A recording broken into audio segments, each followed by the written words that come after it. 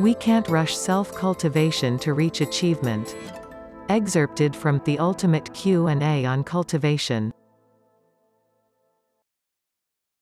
Some practitioners go to extremes.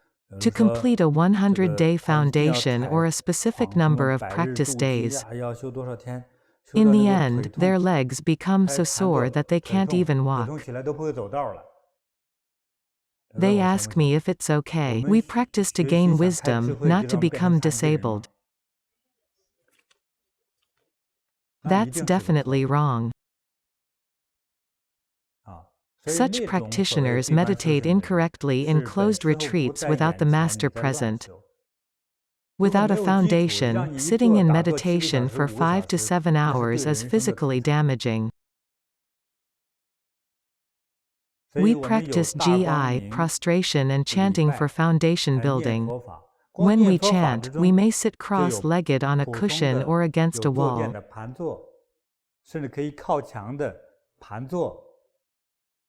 You can also kneel sit, you sit on your heels. Do you know this posture? Try it out. Sit on your heels. When you're tired of kneel sitting, try tall kneeling with a straight upper body. Don't fall asleep. When you're tired, revert back to kneel sitting. If tired again, sit cross-legged. You may even stand if you can't kneel at all, if you only use one position such as lotus posture.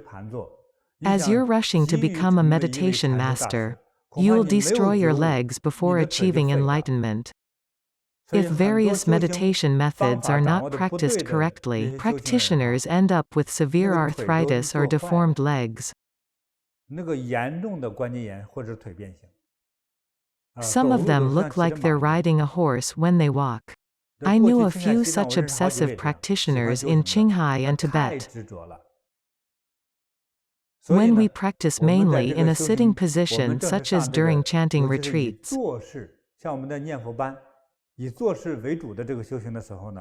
we add many exercises to stretch our body, especially the legs.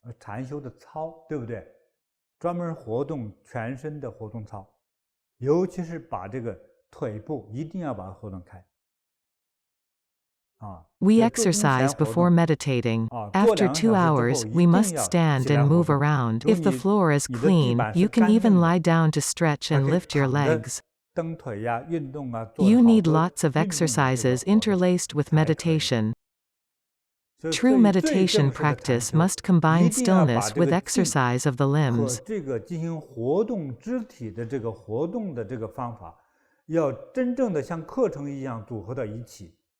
Then we can prevent leg issues caused by lack of exercise.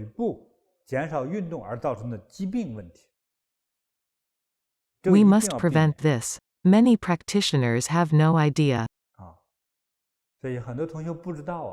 Maybe they've watched a movie, in which Master Bodhidharma, the first Zen patriarch, sat for years in a cave. Firstly, nobody knows whether he moved. Secondly, he had a strong foundation in sitting meditation for several decades. For him, sitting for a year without moving was fine, but most don't have such a strong foundation. The duration of your sitting meditation is related to your foundation. If your foundation is weak, don't do sitting meditation for long hours.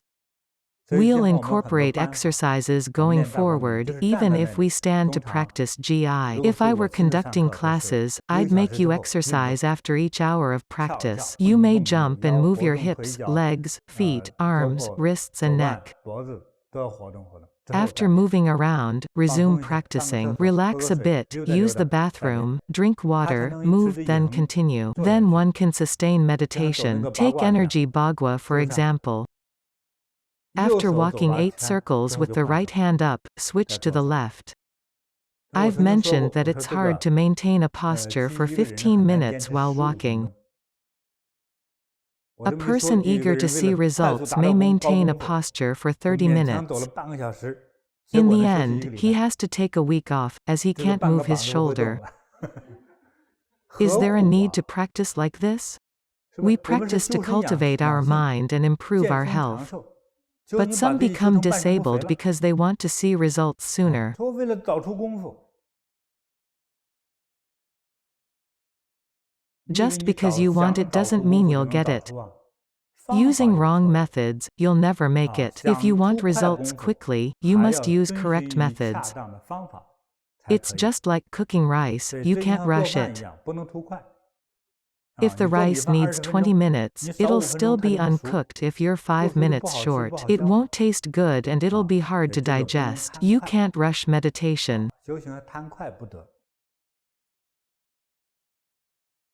Without a foundation in sitting and standing meditation, you should increase your practice incrementally. Rushing won't help. It's like pulling up seedlings hoping they'll grow faster, eventually, they'll die. No rushing in meditation. Pulling up seedlings to help them grow is harmful. Haste brings no success. Fruits are harvested when ripe. Strengthen your foundation. Combine stillness and movement.